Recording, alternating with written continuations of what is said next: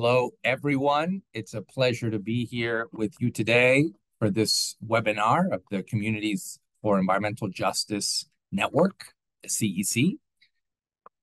My name is Daniel Tylant. I'm the Executive Director of the CEC. I'd like to introduce the rest of the CEC team, and then we'll get started with the webinar.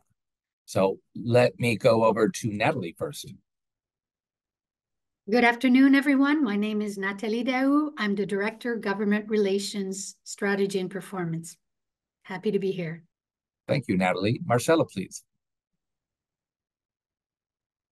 Hello, everyone. Buenas tardes. My name is Marcela Orozco, and I'm the head of advisory groups and private sector engagement. Pleasure to be here.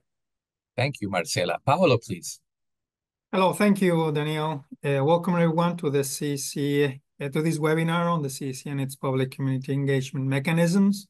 My name is Paolo Solano. I'm Director of Legal Affairs and the Submissions on Enforcement Matters Unit. Thank you. Thank you, Paolo. Georgina, please. Bonjour, buenas tardes. Hello, everyone. My name is Georgina O'Farrell, and I'm the head of Outreach and Partnerships. Thank you, Georgina. I see Julie also from my team.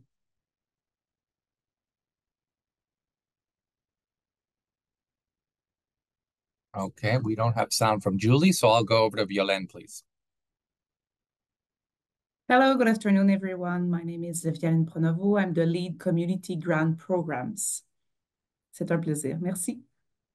Thank you so much, Violaine. So this is a great day today. We get to talk a little bit about the CEC, who we are, and how we engage communities and organizations across North America. And my team will get into the specifics of the CEC and its various bodies and our history, so I won't devote too much time to that.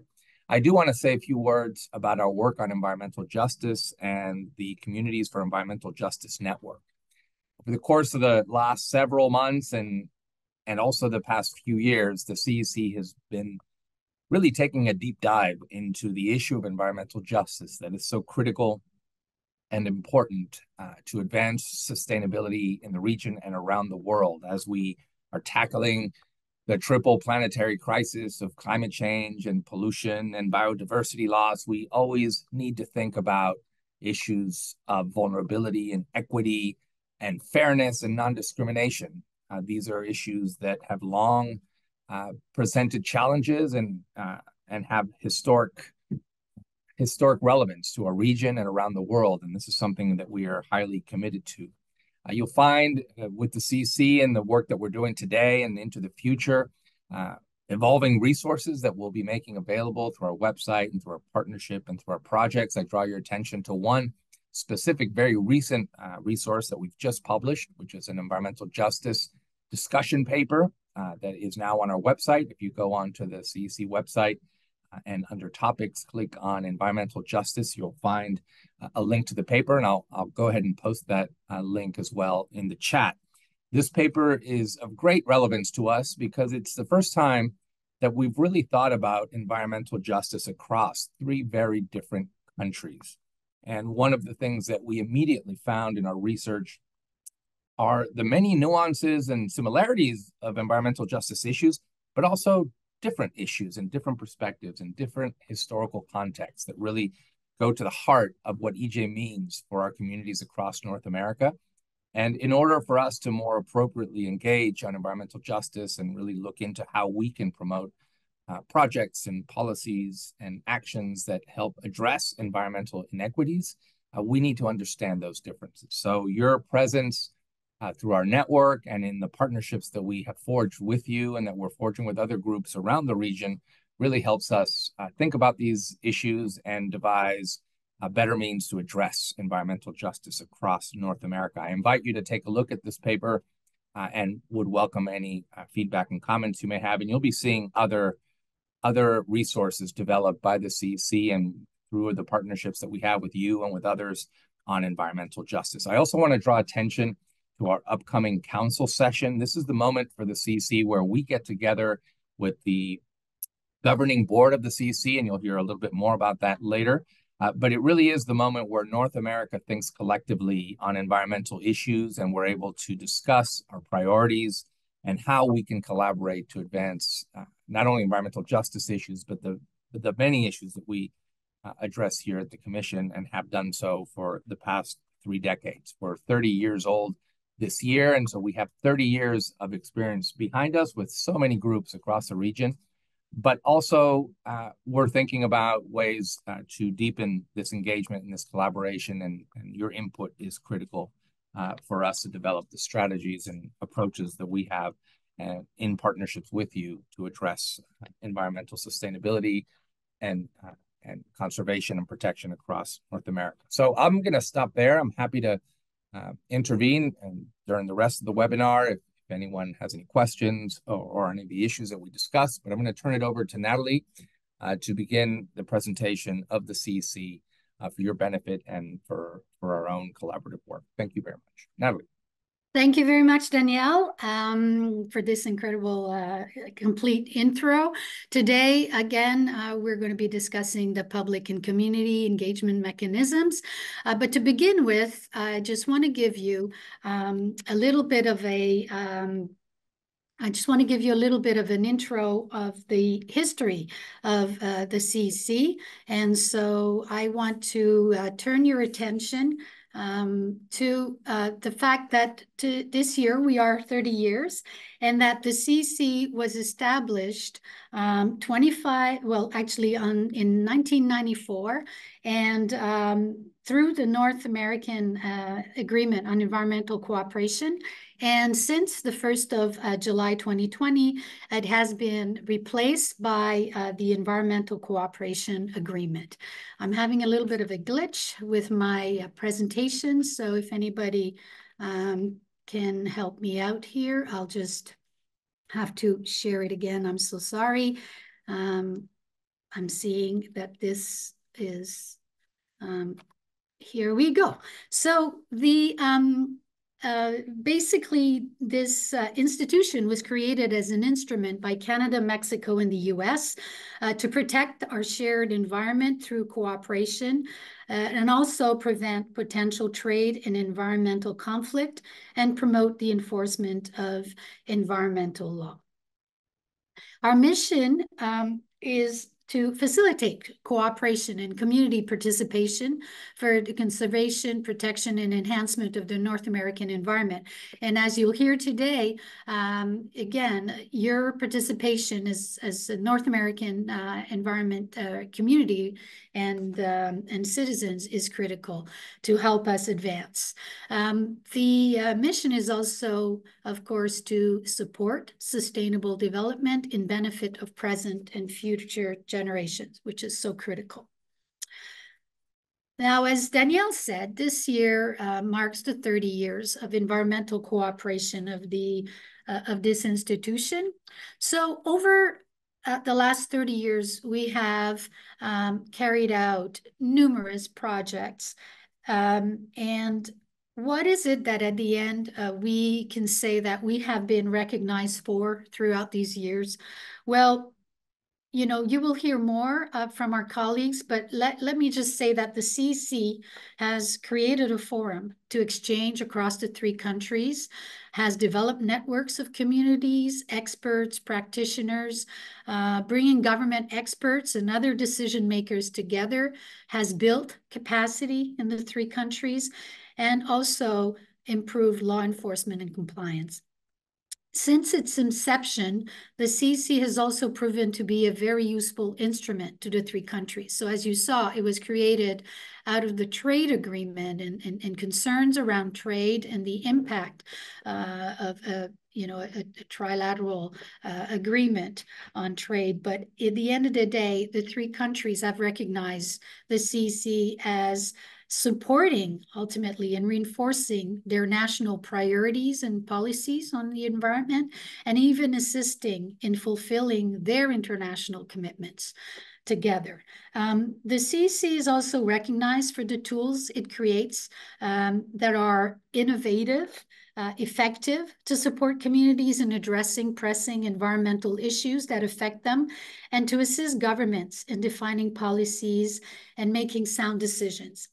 So we can say that after 30 years, we're confident we have a solid track record and that we now are uniquely positioned to tackle the current challenges of our times that Danielle mentioned, so namely the triple planetary crisis, climate change, biodiversity loss, and pollutants. Just turning now to our structure. So there are 3 constituent bodies to the CEC, and each have a very distinct but complementary function.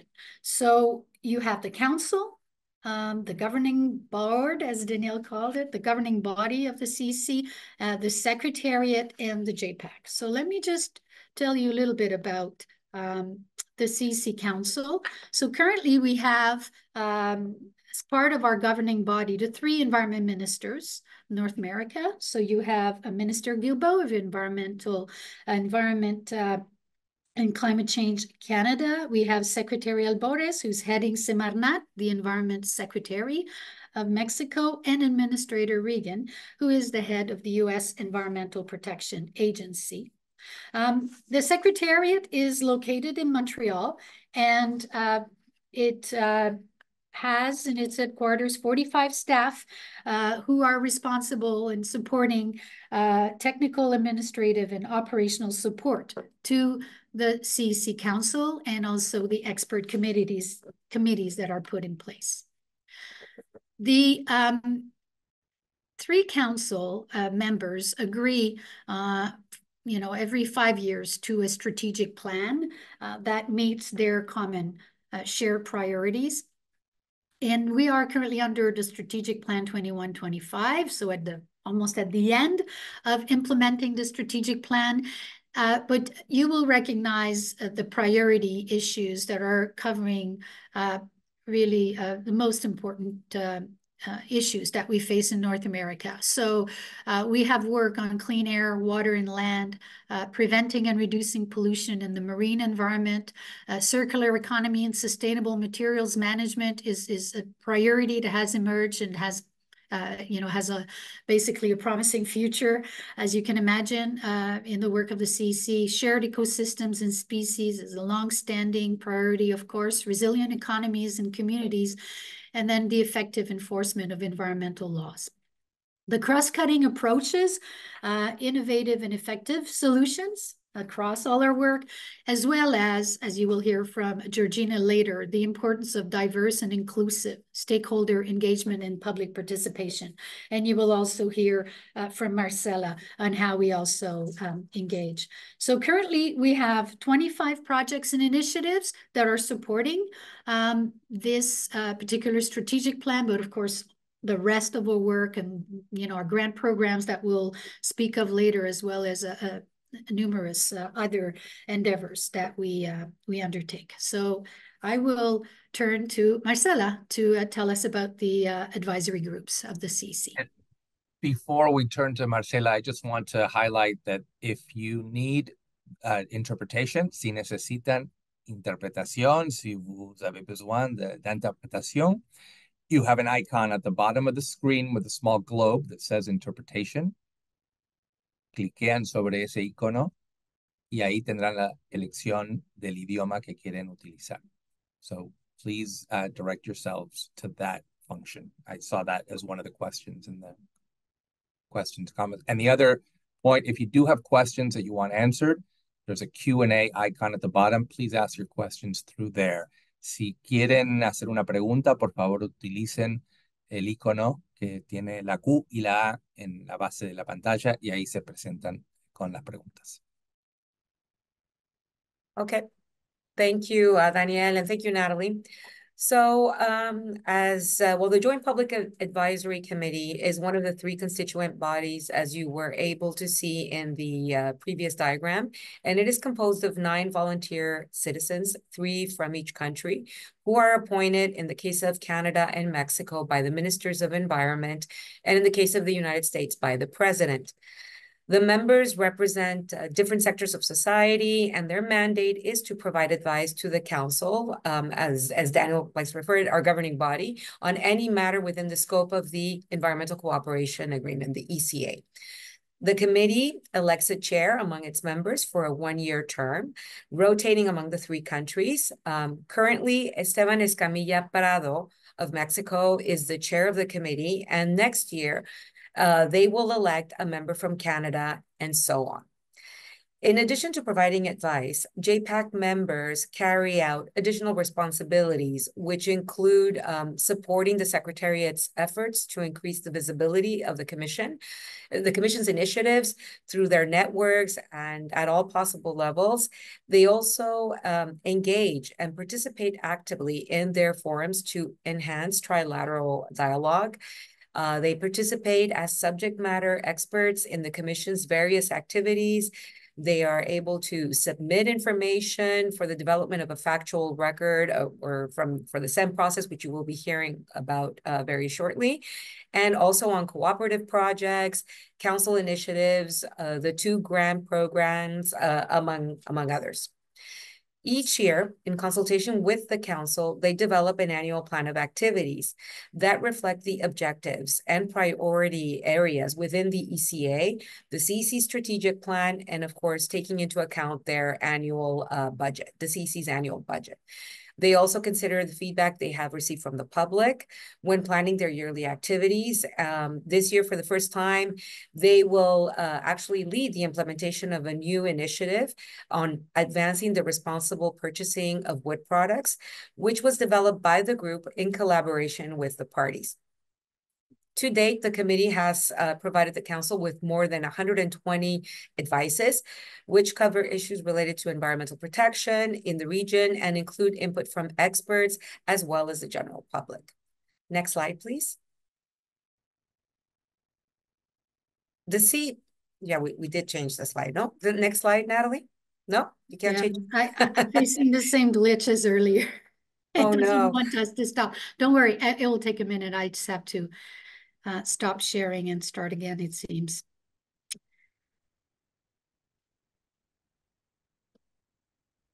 So hopefully it will work this time. We love technical. Yes, it always happens. Okay. There we go. So the CEC recognized the importance that traditional ecological knowledge plays in environmental decision-making. For that reason, the CEC established in 2015 an expert group on traditional ecological knowledge composed of 9 Indigenous representatives from Canada, Mexico, and the US. The expert group provides advice to the council on opportunities to apply and protect TEK in CEC's activities, operations, and policy recommendations. The TEK expert group may also provide advice and guidance on the application of TEK to our ongoing work and undertake any other activities as the council may request. Their advice and recommendations are based on their individual expertise to help ensure that the unique rights, knowledge systems, interests, and perspectives of Indigenous peoples are respected and taken into account. Since their creation, several of our projects have included increased opportunities to involve representatives of Indigenous communities in our work. And they have also provided us with specific recommendations for several of our past and current projects. In addition, they recently concluded the implementation of the first TEK-EG-led project on Indigenous approaches to freshwater management in North America, which culminated with a trinational Indigenous-led forum that was held in Oaxaca, Mexico last year. All of this information will be found in a portal that we will be launching in a few weeks. And they will also now begin very shortly the implementation of a new TEK-EG-led initiative on the resilience of Indigenous peoples' traditional food systems. Next slide, please. A unique aspect of the CEC, as Natalie mentioned earlier, which distinguishes the organization, I feel, from others, is the emphasis and the importance of public participation in our activities. JPAC has served as a transparent, open, and relevant forum for public debate among citizens concerned about environmental issues facing the region and has articulated those concerns in its recommendations.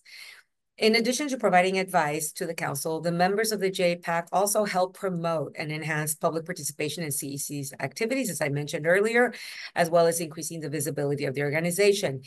This is done in close collaboration and with the support of the Secretariat team, who essentially, in essence, and not only like my team, but other teams, we work to support all of their public engagement efforts. Typically, the committee holds 2 to 3 public meetings a year in each of the 3 countries to seek input from civil society and experts.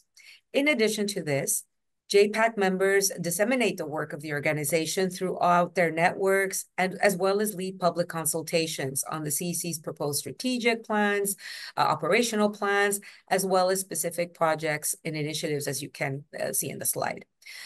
As you can also see in the slide, JPAC will be hosting their first public forum of the year in a little over a week, to be precise, on the 24th of June in Wilmington, North Carolina, on advancing environmental justice in North America. This year, the JPAC Forum will offer a platform to analyze and discuss the different dimensions of environmental justice, EJ, and the way they're addressed in Canada, Mexico, and the United States. The forum will draw from JPAC's networks of partners, highlighting stories and examples of at-risk and historically marginalized communities, where through EJ action, key actors such as local community-led organizations, individuals, NGOs, and Indigenous community representatives have worked to raise awareness of environmental justice issues and address them.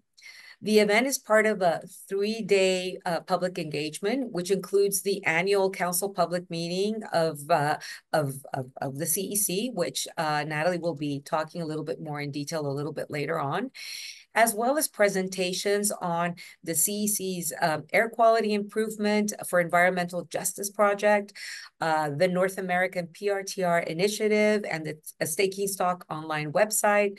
We're also going to have a youth panel on bridging the gap, a conversation on the generational fight for environmental justice, an expert roundtable, which will be led by Daniel, our executive director, on environmental justice, origins, evolution, and emerging policy in North America, and as well as a presentation on our EJ for Climate grant program and Communities for Environmental Justice Network.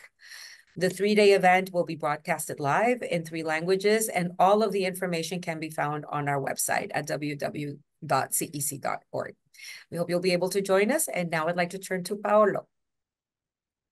And sorry, just a couple of words before we go to the SEM procedure. I want to say a few words about the JPAC, because it's critically important for all of you that are with us today. This is really your entry point to the CEC. It's the space where civil society gets to have a direct relationship with our council, with our ministers, and with the CEC. This is the place where we organize so much of our work, and we do our networking and bring partners into the CEC family. And the session that's held at the council, which Marcela has just gone over, the various sessions, are the space where you have that opportunity yearly to make that connection. So I strongly encourage you to, if you want to work with the CEC, if you want to engage with the many projects that we're working on, find out who the JPAC members are. A few of their images were in the first picture that was shown. These are the conduits for your engagement, in addition to the projects that we do. One of the public spaces that is so critical to our relationship with civil society and to all of you.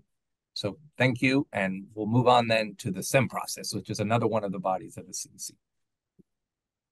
Muchas gracias, Daniel. Thank you for the introduction to the CEC, and along with what Marcela was explaining, the CEC has a very important emphasis on public participation and citizen involvement in the effective enforcement of environmental laws. The submissions process is exactly that, and this is another entry point to the CEC, one that where you may participate and have an effective impact in the CEC's agenda and the CEC's activities. So this process established originally under the North American Free Trade Agreement, the SAD agreement, the North American Agreement on Environmental Cooperation, has been in place since 1994. And it establishes a process where anyone can file a submission, which is basically a written document that you may file before us, before the Secretariat, where you may assert that one of the parties, the US, Mexico, or Canada, and sometimes more than one party, is failing to effectively enforce their environmental law. This process, originally established under the former NEAC, is now inscribed inside the Chapter 24 of the main trade agreement, the USMCA-CUSMA-TEMEC agreement. There are provisions that are exactly the same. There are slight differences. I'll talk about them, but please, Natalie, go to next slide. And it seems that it's not working well. Well, I'll wait because it's an important. So it's talking about the flow chart and how this process flows. So I'm just going to refer to the first part of the process, which is the filing of a submission, and what does it trigger when you file a submission before the CEC. When this happens, we have 30 days to issue a determination on the admissibility of the submission, and also make a decision on whether or not we're going to request a response from the party, from the government in question. Once if we request a response, the government has up to 60 days, 60 calendar days to issue a response, where it may provide information on the enforcement of the laws that are cited in the submission, and other enforcement actions. They can also notify the existence of a pending judicial or administrative proceeding that may stop partially or in total the submission. With this response, what we do is we take a look at the submission in light of the response provided by the party. And if there are central open questions, then we can recommend to the CEC Council, that, as Natalie explained, are the three ministers of environment in North America, in its case, their representatives. Well, we may recommend the council the development of a factual record. Next slide, please. So who can file a submission? The new agreement, the new treaty, has a very generous and wide definition of who can file a submission, basically any person of a party. Now, one important difference in the new treaty is that it has to be, in case of an organization, it has to be legally constituted inside or within any of the three countries. It's no longer possible just a coalition or informal coalition. It has to be in case of organizations legally formed in North America. Also, any individual also may file a submission. In some cases, we have accepted submissions from organizations who are linked or somehow linked to government or quasi-governmental organizations. One also important feature is that in case that we consider that the name of the individual organization has to remain confidential, we may request that confirmation to the submitter, and the submitter may also request that their name and identification information may remain confidential, and no one outside the CEC Secretariat, basically the person who handled the submission, will know about the identity of the person. Next slide, please. Now, one important element is what is environmental law, because you file a submission, you assert the failure to effectively enforce environmental law.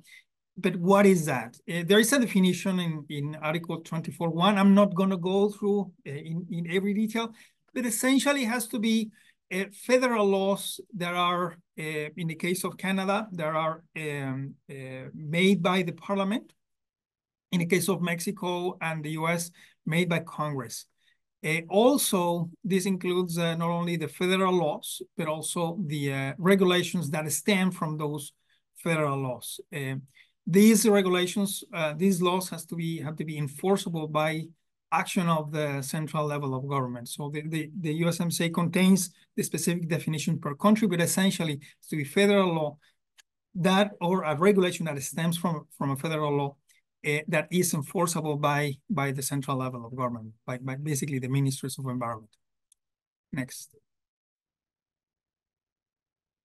Now, to how detailed you have to provide information. Well, what the treaty says and what we normally request for in a summation is information supporting those assertions.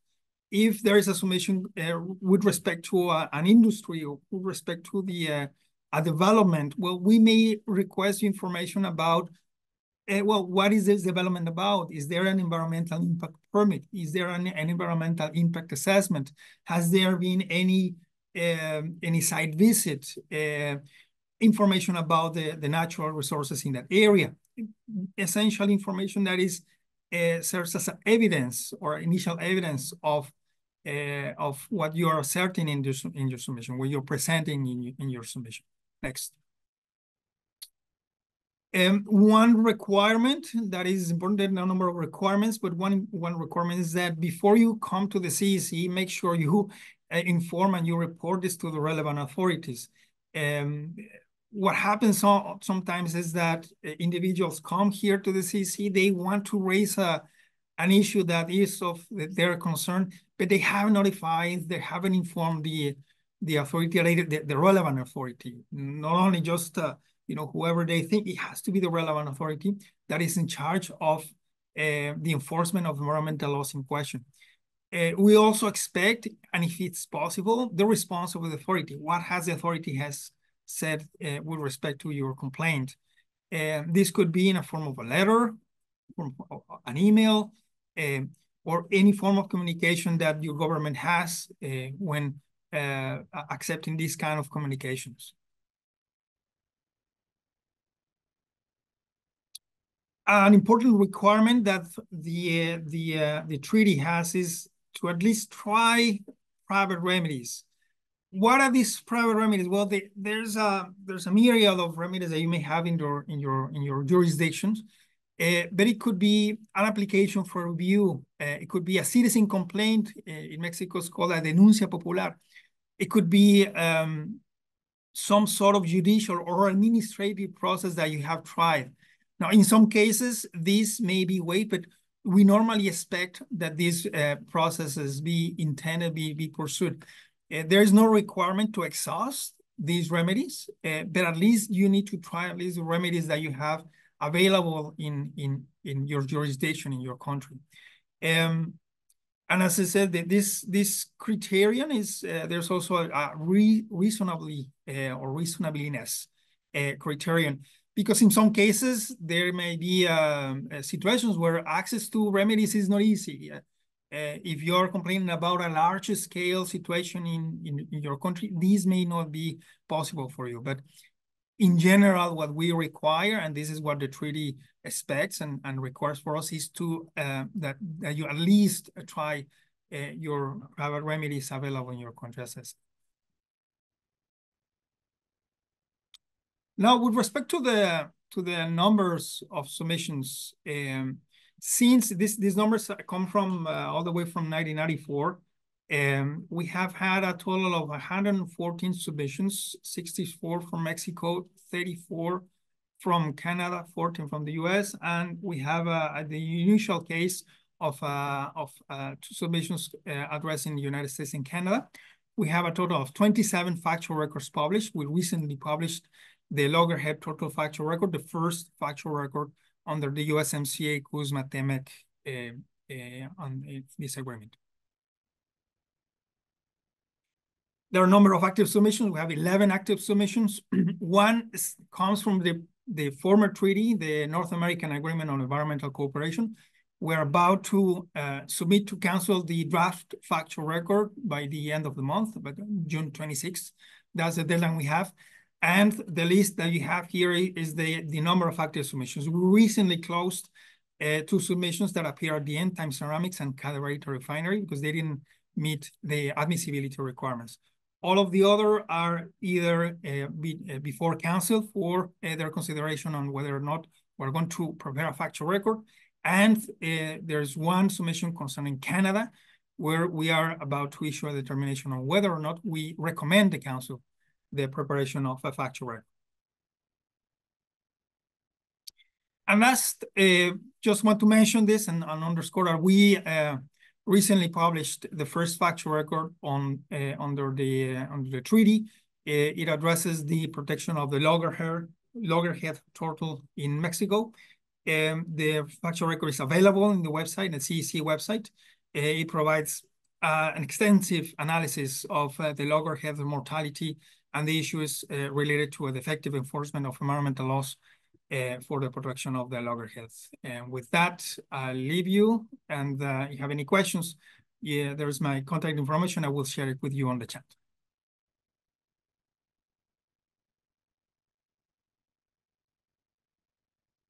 We will now turn to Georgina, who will tell us about some exciting initiative that involves community science. Thank you, Natalie, and thank you everyone for joining today. I think we have around 150 people joining, and I was just looking at the chat. We have people from all the way from Saskatchewan, passing through Palm Beach, Florida, and to Tuxtla Gutierrez in Chiapas. So very nice to see a lot of you being able to put this hour aside and kind of learn more about the CEC. I'm just going to talk a little bit about kind of the International Monarch Monitoring Blitz, which is another one of the community engagement programs that we have here at the CEC. The Monarch Blitz, as we call it, it's a call to action for community scientists, for organizations, for individuals from Canada, Mexico, and the US to join us, the CEC, and many of our partners, and support monarch butterfly conservation. We're asking people like all of you just to go outdoors and to try to observe monarch butterflies, eggs, caterpillars, chrysalids, and milkweed plants, and then to collect your observations and to report them. All of these data that kind of is collected by volunteers, by all of you, supports the international efforts to better understand the monarch butterfly breeding productivity, the range, and the timing in North America. This year, the 8th Annual International Monarch Monitoring Blitz will take place from the 26th of July to the 4th of August. During those 10 days, we ask you please go outside, check our website, just to learn a little bit more how you can engage and how you can support monarch conservation. It's important that, as my colleagues have been mentioning, all the work that we do here at the CEC, we collaborate, we facilitate collaboration. So very happy to share kind of the Monarch Blitz. It's a collaborative effort, and it's supported by 8 organizations. We have the Insectarium here in Montreal, Space for Life, Environment and Climate Change Canada, the Monarch Joint Venture, Journey North, and the U.S. Fish and Wildlife Service, and the Cersei Society for Invertebrate Conservation from the U.S., as well as ProFauna and Mexico's Commission on Natural Protected Areas, la Comisión Nacional de Áreas Protegidas. So just a call for you to engage, to be part of, this group of volunteers and to help not us, not North America, but these emblematic species that migrates through our 3 countries and to help in this conservation. The next slide, Natalie, please.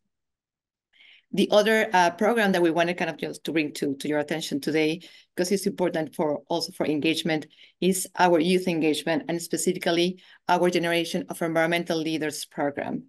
This program, which we launched this February, invites youth, people from 18 to 35, from our 3 countries to share their solutions to support North American communities and to preserve our shared waters, lands, and air. The GELP, as we call it, internally with this very nice acronym, it offers more than a platform of idea. What we want to offer our youth is opportunities to build capacity building in solution development. If you have a solution, you need to develop it, or you want to make an impact in your community, the GELP is for you so that we can help you, work a little bit better on your solution. We're also providing kind of networking opportunities with experts and decision makers. We do provide some of seed funding, but also financial guidance of how you can, promote and have a stronger impact with your solution, as well as access for intergenerational discussion spaces and increased exposure to your solution. The GELP, the Generation of Environmental Leaders program, is an activity that aligns with CEC's efforts to meaningful engage youth. in all these activities. So you will hear more about the CEC and other ways of engaging youth in the upcoming months. We're very happy to announce the first new generation, the 2024 generation, the GALP cohort will be announced in the next days. So you will be able to learn about 3 teams, 1 per country, 1 from Canada, the US, and Mexico, that are kind of supporting their communities and doing bold solution and having bold solutions for the environment. The new call for submissions will be at the beginning of next year. So just keep following on our social media, check our website, cec.org/GALP, and you can learn more about that. And I'll invite you to check that website in the next days so that you can hear about the new 2024 cohort. As my colleague said, we're all here. We're very happy to have all of you. And then I'll just pass it back to Natalie. Thank you. Thank you, Georgina. So just wanting to touch a little bit on our grant programs. As we've mentioned since the beginning, community engagement is critical to environmental protection in North America. This has become gradually such an important aspect of our work. And really, since 1995, we've been supporting community projects through our grant programs. So the first one I want to mention is the North American Partnership for Environmental Community Action grant program, so the NAPICA as we call it. So through this particular program, I believe it was launched in 2012, we've been supporting 87 projects across North America since 2010, I'm seeing here. So this program really is about encouraging model environmental initiatives that help build long-term partnerships to improve environmental conditions at the community level and supporting local priorities. So these projects range, from basically try and address the different priorities of the CEC, and each year we have a different thematic that we are focusing on. And for example, the last NAPICA cycle aimed to support climate adaptation in North America by engaging and empowering Indigenous and local communities in applying their Indigenous knowledge. So that's just an example. The projects of this very last cycle will be announced very, very shortly. And so stay tuned for that. The other grant program is the EJ for Climate grant program, as we call it. So the Environmental Justice and Climate Resilience grant program. As you can imagine, this particular issue of climate resilience has become, front and center in addressing climate change.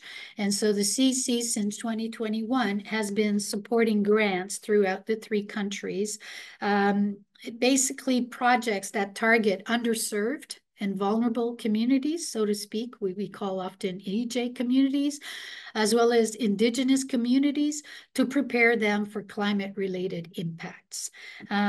It provides funding directly to community-based organizations. It seeks to support environmental justice by facilitating the involvement and the empowerment of communities to address their environmental and human health vulnerabilities. So over $7 million have been disbursed to date for a total of 42 projects. So that's since 2021 that are being implemented in the 3 countries. So at this very moment, there is no current call for proposals, but we invite you to follow up with us through our social media and sign up to our newsletter so that you're informed of any future opportunities. And you can also find information on our CEC website under grant programs. I'll just turn quickly just to complete all the information that has been provided on the CEC Council session. Again, just to remind you that this year's council session is in person, going to take place in Wilmington, North Carolina, over 3 days from the 24th to the 26th of June. However, all the events will be live streamed over these 3 days. So please go and register on our website, and make sure that you look at our program that is quite complete. As you will see, we've Marcela described a little bit of the program that will take place on the 24th with the JPAC Public Forum, as well as throughout the other days where we're hosting a number of panels with youth and with other experts, looking at different aspects of environmental justice and trying to understand it across the 3 countries, both from an analytical perspective, but also in terms of practices. What does it mean? And what will happen on the 26th of June is the council public session. So the council members will be meeting with other experts and discussing successful examples that could be replicated in terms of addressing environmental justice, some national, domestic endeavors that are in place. But we'll also want to engage with the public. So that's an opportunity as well for the public to ask questions, to listen in, and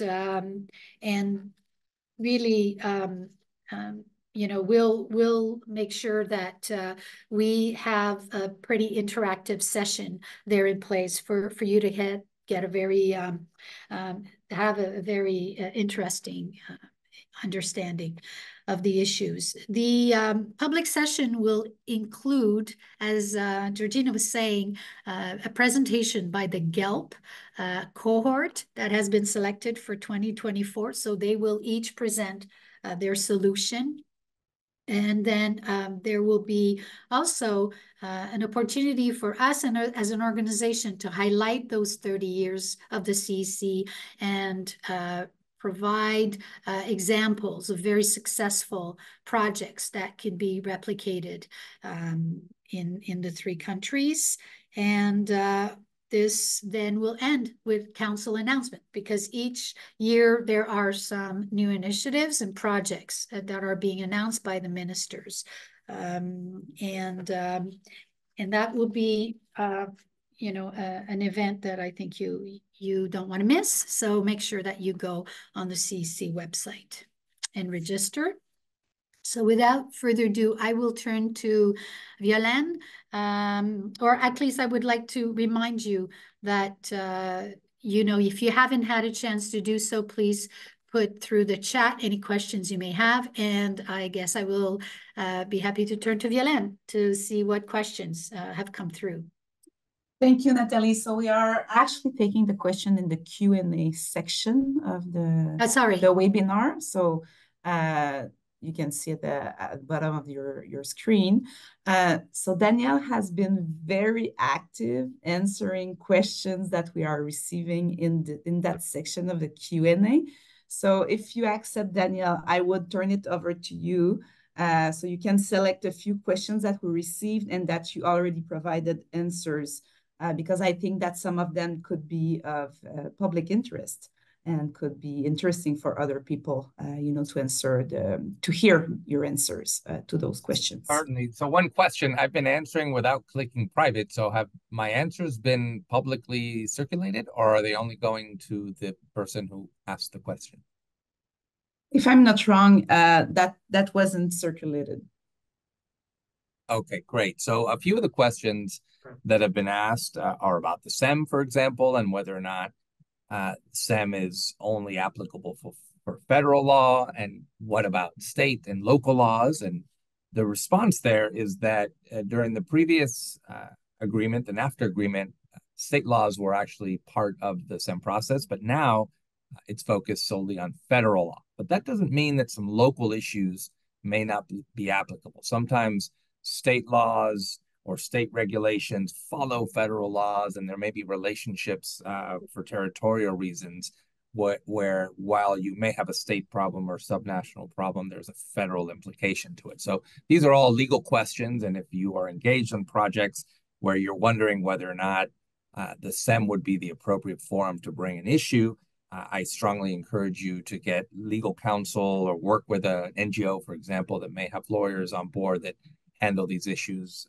frequently. So these are some of the challenges we sometimes have to ensure that the issues and the cases that are brought to the SEM process can be treated by the SEM.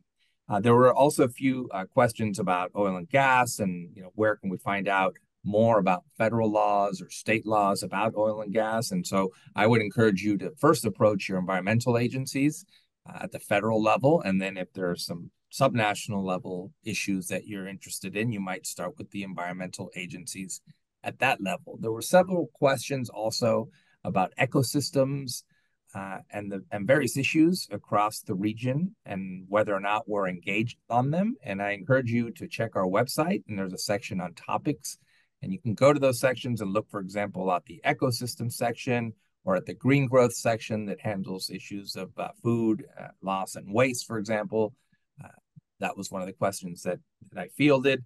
There's also a section on contamination. And so issues of air quality, for example, are being addressed now at the commission. And there was a great question also on indigenous engagement and whether or not the fact that we are trinational with national federal governments, we're also engaging or not indigenous communities and sovereign nations. So those relationships are ones that we engage on all the time. We're talking to indigenous communities about indigenous rights issues. We're now focused on indigenous environmental justice issues. And we have a lot of engagement on the issue of traditional ecological knowledge. That's something Marcela had talked about earlier. And we are working on various initiatives and projects that focus on traditional ecological knowledge. And we're also starting a discussion around principles, North American principles, on the use of and engagement with traditional ecological knowledge. So that's something that you will likely see in the coming months and years at the CEC. I think that's a good summary of some of the questions I fielded, and we continue to take others because there are many. I see here a good question, and I will turn it over to you, Paolo. So does the SEM also apply to the U.S. territories? So here we talk about Mariana Islands, Guam, Puerto Rico. I'm trying to look for my agreement because there's a definition of territory in the agreement. I believe it does include, I recall, does include Puerto Rico.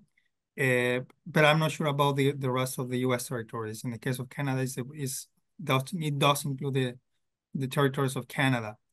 It's something that it's listed in the definition of territory in chapter 1 of the agreement, if not mistaken. And I don't believe we have ever received a SEM case from one of the territories. Correct me if I'm wrong, Paul. That's correct. That doesn't mean that we may not receive one. So it will be a good opportunity to look into that. Okay, thank you. So I will now turn it over to Natalie, who will provide the closing remarks for this webinar. And please, Natalie, don't forget to mention about the survey. No, thank you very much. In fact, this is the very first thing I will say. So I would like to thank you all again. The 165 people that are connected right now. This is great. It was a pleasure to provide you with an overview of what the CEC is and what is basically ahead in terms of our work and the good initiatives underway, even though it was very brief and in content. I think you can find a lot on the website.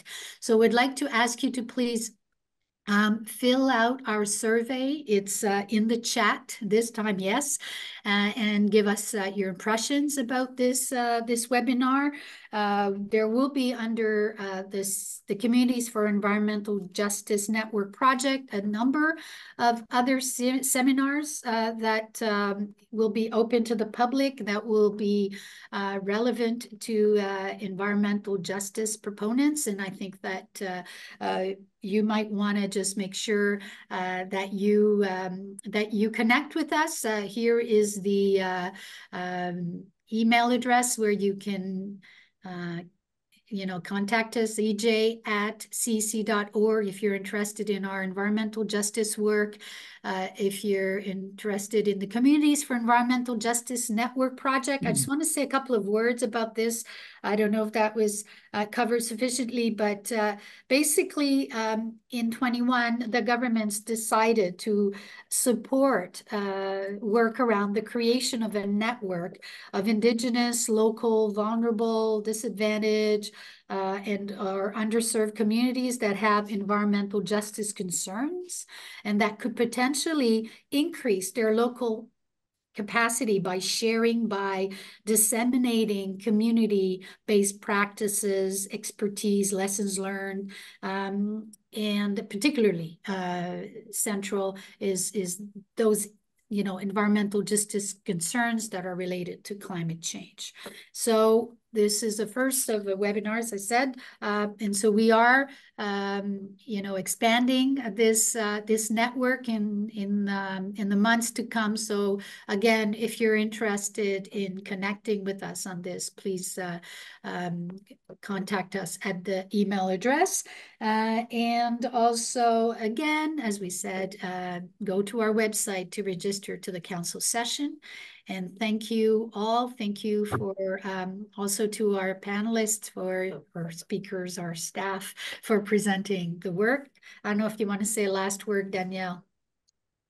Thanks everyone for joining us today. This is a huge priority of ours to work with environmental justice actors and organizations that are working to advance environmental justice. The creation of the network is very recent for the CEC, and we are just now beginning to develop training and webinars and tools and discussions about the needs that communities have and that EJ leaders have. And I expect that you will see that the CEC continues this seminar series or this webinar series for the many months and years to come, as well as training and engagement and further projects on EJ. So we really welcome your participation. Know that this is a high priority for the CEC, and we are currently working to distinguish and understand EJ across 3 very different countries. So your input is critical, your ideas are critical, and we look to you to help lead this effort. So thank you very much for joining us today, and I hope to see you again in the future.